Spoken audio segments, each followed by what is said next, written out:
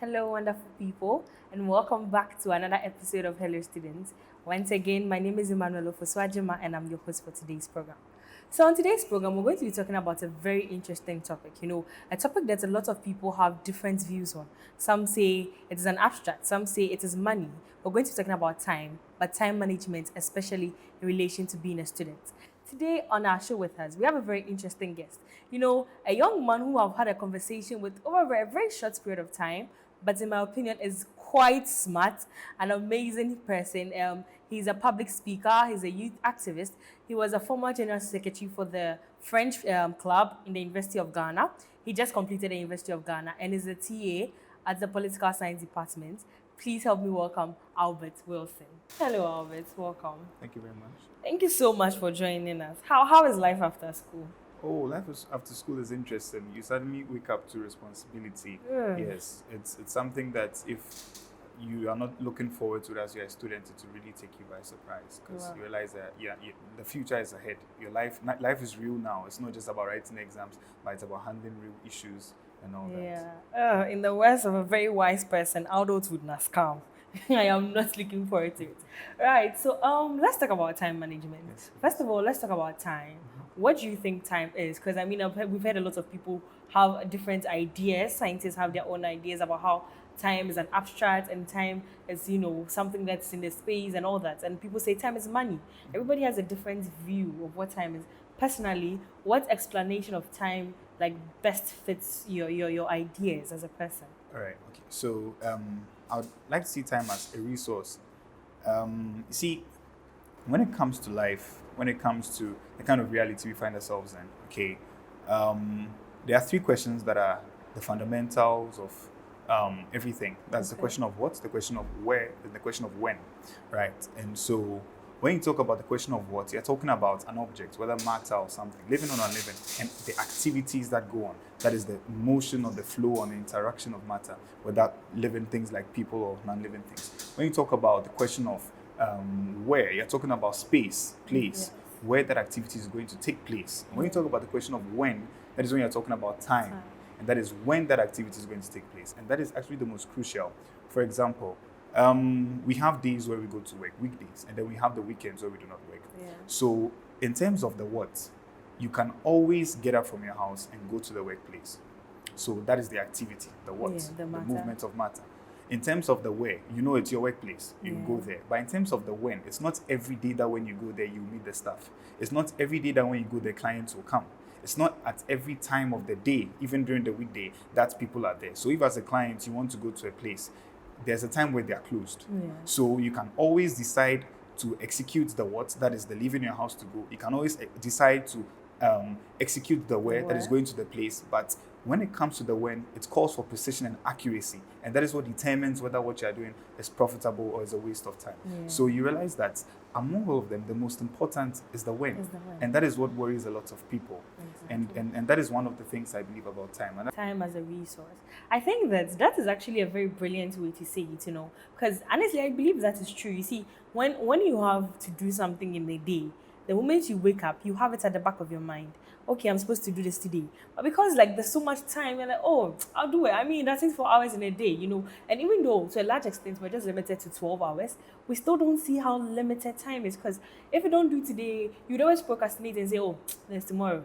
Oh, there's the day after tomorrow. We always think there's time. There's always time to do things. And I think that one of the hardest lessons we learn as human beings is when we lose people, because it's then we start to realize, oh, I could have spent more time with this person. I could have done this. I could have spent more time doing this. We tend to value time when we lose it, and in turn makes us lose something we value, right? So let's talk about time management.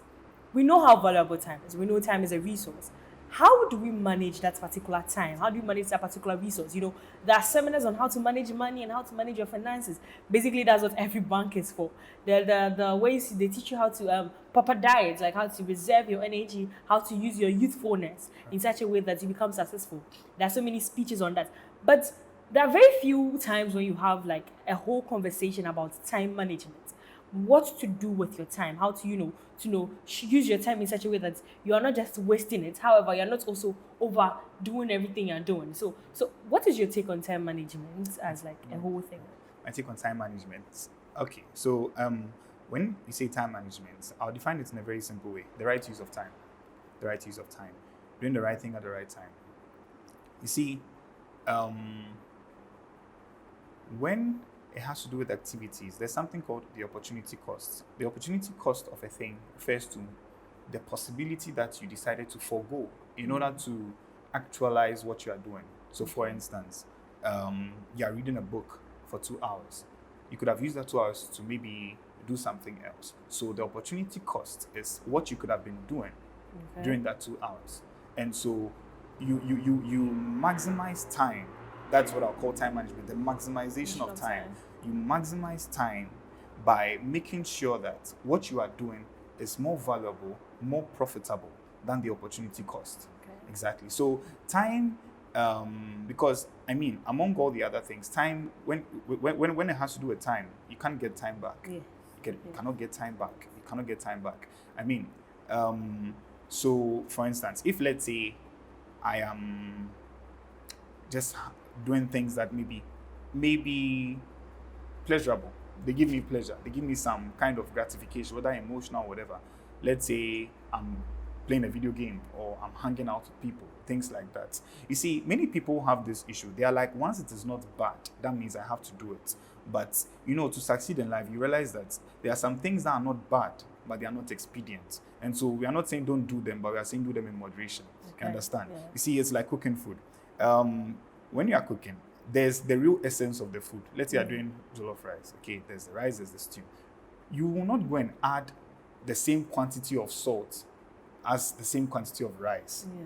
Do you get where I'm coming from? Exactly. The salt sweetens it. Without the salt, it doesn't really have a taste. So the salt sweetens it, but you add it in moderation. You just add something small, and that alone is enough. The main food is the rice and the stew, making up the jollof. Yeah. So you realize that unfortunately people misprioritize. Okay. They misprioritize, and so they spend more time on things that give them pleasure, things that make life nice and fun for them. Yeah. And then the things that are expedient, they give less time to it.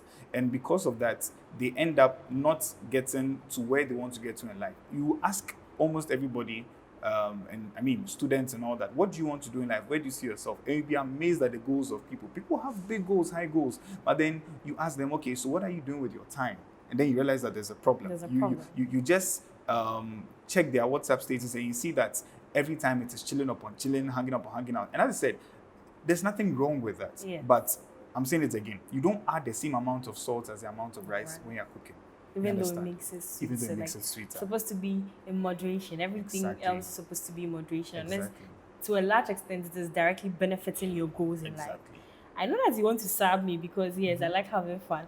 But I think like those are some of the things that come naturally to the youth, especially students. I mean, you think that my schedule is so stressful. I've had lectures like the whole time. Why would I want to spend Saturday at a seminar when I could go to the beach with my friends, right? So in your opinion, how do you like to a large extent, should I say, kill those instincts or to moderate it to a large extent? All right. The first thing you have to do is know where you want to go, and you have to know how to get there.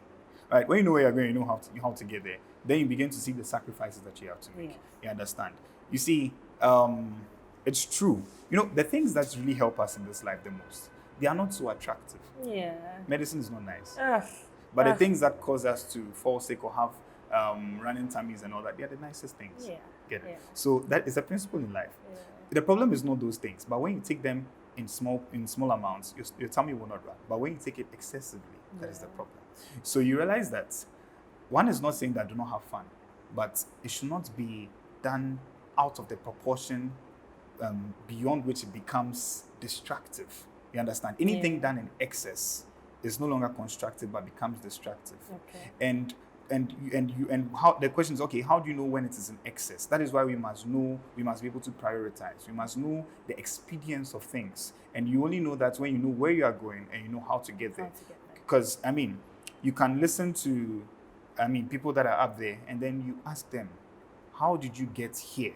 And then you realize that it's because when they were young, they were doing things that other young people were not doing.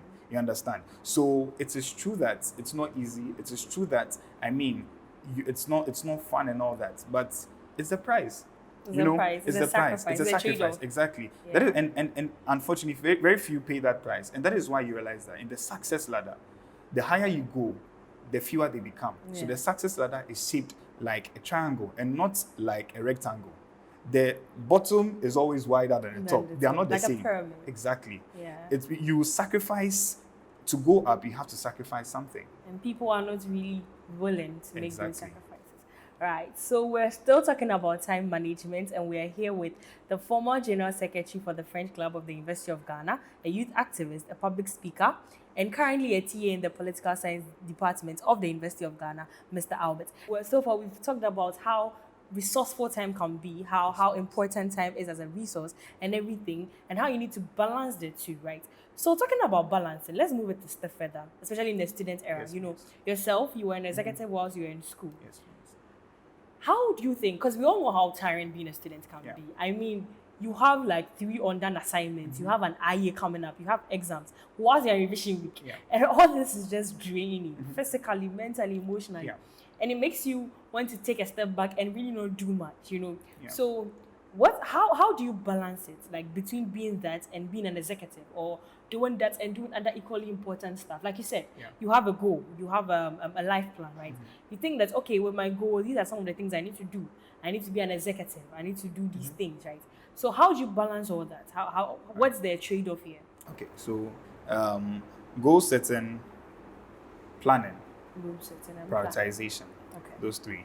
And I'll explain. First of all, as I said, you need to know where you're going. Yeah. Right. When you read the Bible, Jesus said that who wants to set up a house, who wants to build without first counting the cost? You understand? And it's a universal principle. Who would build a house without first counting the cost? Yeah. So you need to know the end. You must have an idea of the end before you know how to Begin get there. the journey. You understand? For instance, if you know that you are going to, let's say, Takrady, you have an idea of the direction you have to take. There might be many routes, but at least you have an idea. Any routes leading you to Tema, you are not going there. Any routes leading you to Kumasi, you are not going there, because it has nothing to do with the Takrady you are going to. So when you have a goal, a grand goal, then that is where you now it gives you an idea, but you must now add more substance to that idea, or else it's Yeah. not a complete painting yet. Okay, it's still an abstract, and so there should be a grand goal, or let me say a vision. Then you fragment that vision into smaller goals. Okay. You get it, into smaller goals, and that is where I said plan Yeah. into smaller goals, right? So smaller goals. You have your grand vision. This is where you want to get to. This where you want to, how you want to be. This how you want to look. This is what you want to be able. You want to be able to see yourself doing, and you want to see yourself in this place in this time to come. The next 5 years, in the next 10 years, next 20 years, no problem. Then now plan. That is now breaking down that goal or that vision into smaller pieces so that it can be achievable. You understand? And that is where you now have to do things like planning your day, planning your week, planning your month. It's very important. You should have a plan. You should know that by this time of the day, I am using it to study.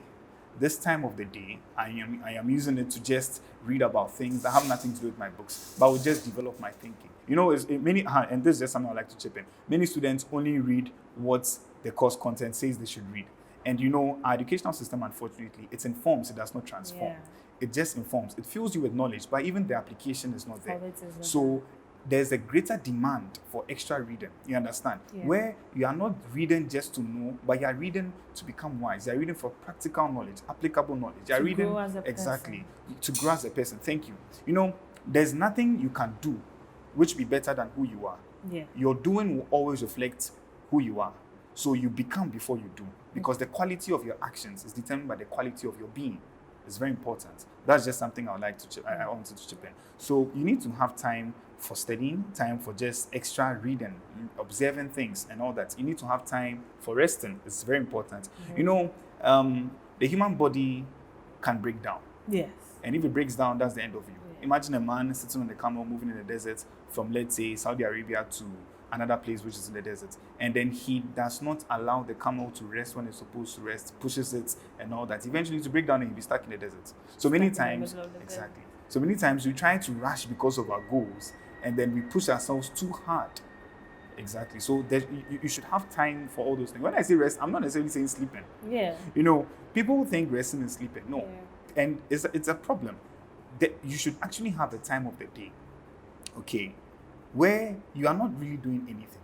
You are just there, just rejuvenating your energy and just thinking, pondering, meditating on your life, on things. Many people don't look inward. That is why you see someone that completes university and has no idea of what he wants to do in life, who he is, and all that. And it's a recipe for disaster. Yeah. Because that means anywhere the wind takes you, you go. You go. And then you find yourself just chasing what may give you instant gratification, let's say money, and then in the future you are not you don't get that sense of fulfillment. And honestly, you will only do best in the area of your potential, the area of your passion, the area of your purpose. I call it the 3 P's: passion, purpose, and potential.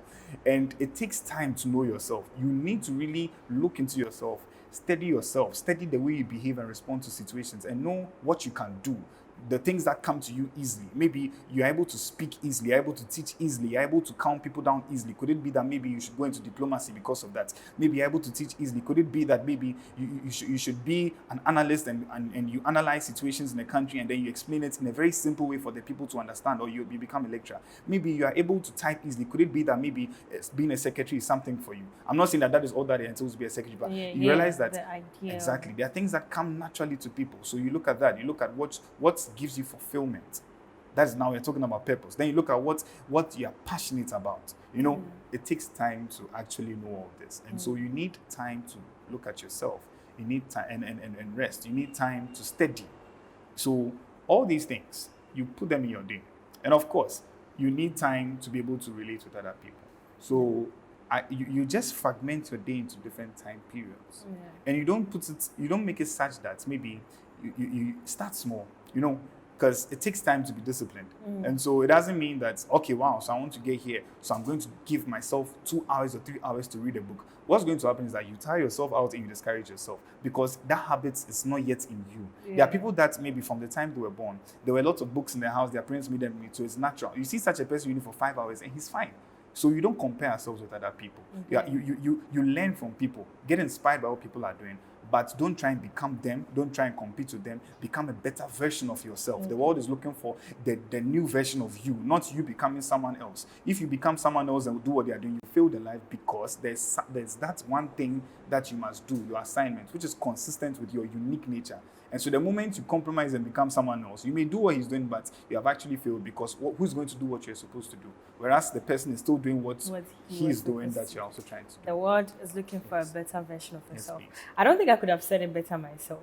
That is quite an amazing intake on how to plan your life, right? So you're saying you set goals, you plan your day, you have a bigger vision, and then you set your goals each and every day to suit that vision. And I think that is amazing.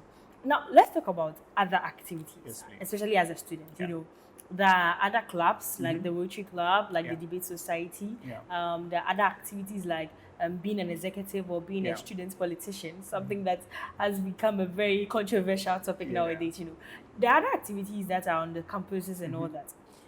Is it necessary for a student, considering how time consuming just our educational system of is as a whole, is it necessary for a student to want to add that? Do you think they should add that? And if they should, is there a way that they could manage that and add everything and make it wholesome as an individual so they can, you know, better themselves? All right. So with this, I would answer it with the third point, which I didn't really explain. That's prioritization. Now, you see, people think that they are in school to pass exams. Yeah. And somehow I don't blame them. It's because of how we've been raised from socialized from childhood to believe that ideology. It's just about exams from primary, JHS, SHS, and even university. Yeah. It's always just chew, pour, forget, chew, pour, forget, chew, pour, forget. Teachers, lecturers don't really get their students to enjoy what they are doing. Anything you don't enjoy, it will be difficult for you to do it. And the moment you are done, you forget because in your mind there was a burden. Understand? So someone is like, so after doing all this, why should I go and take more time and go and use it to do something else? And I have one statement for that person. You are not busy 24/7. People say I'm busy. It's not true. Really? There's always a part of the day where you are not doing anything, and you are Yeah. just texting. You're on TikTok, you're on WhatsApp, you're on IG, or you are Instagram, just Snap, yes, or you are yeah. just hanging out with friends. There's always a time of the day, or you are playing video games, or you are watching a series. There's always a time of the day where you are not doing anything. So I think it comes back to the conversation of the trade-off. Exactly. That's what I was like, prioritization. Yeah. You know, everybody actually has free. No matter how you are not 100% busy every single time of the day. Honestly, even Yeah. if let's say you say I go to work at this time and then my work closes at 9 p.m. and then I come home and then I'm tired, no problem. But as you are in the car, whether it's an Uber, your own car, or trotro, as you are in the car, you don't sleep because you're on your way home. So I mean, your eyes must be open. You don't sleep. Maybe when you go home, you'll be tired and you sleep. But during that period when you're in the car, that's 30 minutes or 1 hour. You could have used it to read something. But instead, you're just texting, just looking at things and all that. Oh, nice status. Oh, nice dress. Oh, nice. Oh, nice, nice. That was time you could have used to do something. So not all of us may have the same amount of free time, but everybody does have free time. And you see, you just have to, as I said, prioritize. You need to know that you're not in school just to go and pass exams, because you will not spend your whole life passing exams. And the world is not going to celebrate you just because you passed the exams. You know, there's a place for doing well in school. There's a place for having a first class or second class app, all those things. It's very important, honestly. It really gives you an advantage. But then you realize that many people, when they go to such places, they interview them and they fail. Why? Yeah. Because they think that, okay, so tell us about yourself. I was a student in this university. I did this course. I got first class and all that. And, you know, they are there to know who you are and what you are bringing to the table, not what you got. If they didn't trust your intellect, you will not be in that interview. Exactly. They knew that you at least you were a bit intellectual. So that is why you are here. So now they want to know, besides your intellect, who are you? Like, Can what else can what you else bring can you to do? the table? What Exactly. makes you different Yes. from every other first How class do you student? think? Are you creative? Can you multitask? Are you a team player? All these things. You understand? Yeah. So that is where the extracurricular activities come in. They help you to grow. These are not things you learn in the classroom. No. In the classroom, you don't learn how to be a team player. At best, some lecturers may put you into groups and all that, but still, it's you are so interested in just passing the exam and all that that you do not take advantage of that opportunity to grow. So the extracurricular activities, you are there and you know that although it might be a competition, maybe let's say a debate club or something, it's not something that is like a do or die thing. Yeah. So you enjoy it and you take your Exactly, time to grow. exactly. You learn, you do research on things that, you know, I've come to realize that it is actually easier to study and read on things that you're not going to be examined about. Yeah. Because you are doing it because you like, like it. So that is the purpose of extracurricular activities. That pressure to pass an exam is not there. So now you take time to actually observe what you are doing as you are doing it.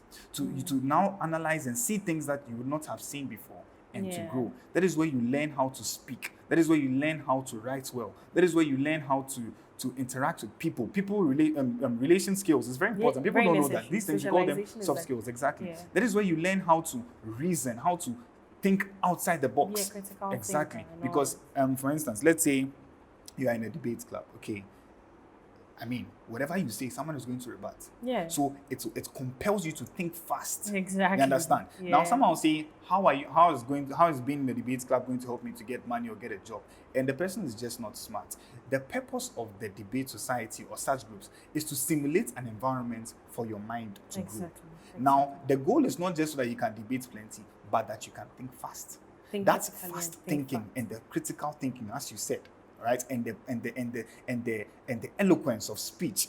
That is what is going to now help you to get something because you stand out. Because now when there's a problem, you think fast. It is not a debate, but your mind has been wired that way. Yeah. You get it? Yeah. There are people that maybe based on the kind of background that they went through, they were carrying a lot of heavy things. So their muscles naturally grew than the average person. So now when they're in a place and there's a need to do some hard labor, they can do it. Yeah. It doesn't mean that they can only do what they were doing, but their body acclimatized. Yeah. It's adjusted to that harsh environment. So now That's it gives them an nice. advantage. So these activities, they help your mind to adjust, to be rewired. It gives you exposure. That is the word I was looking for, exposure. And then you now learn how to relate with people, how to think in a certain way and all that. And then that is what sets you apart. Because From no matter the everybody course you do, other people are doing the course. No matter the book you class you read, get. the class you get, other people have the same Yeah. class. No matter the textbook you read, other people will I read it. agree. Other people have read it already and are reading it with you. So there must be something that makes you Makes stand it out. different. And that is where the extracurricular Yeah, activities so come from. Basically, he's trying to tell you that when I say I'm busy, I'm not busy. But it's true. Me, my own is different. Me, I'm busy 24/7. Don't mind him. But yeah, like we're telling you, no matter how busy you are, you think you're busy. As a student, all these things help to add up to who you become as a person. It makes you a better person. It makes you a better individual, a better candidate, should I say, for most of the job opportunities out there, right? So we're ending everything because time and everything. My producer said if I don't end, you beat me. Yes, But before we end, unfortunately, we would have to bring this to an yes, end. We've had a very interesting conversation so far. We talked about how time is a resource. We talked about how you need to plan, you need to prioritize things, how you need to set a vision for yourself, and then put that into smaller goals, and how you need to work towards those particular goals. Now, to end everything, right? yes, To yes. summarize everything. So, if you were to talk to yourself in 100 a few years ago, Yeah.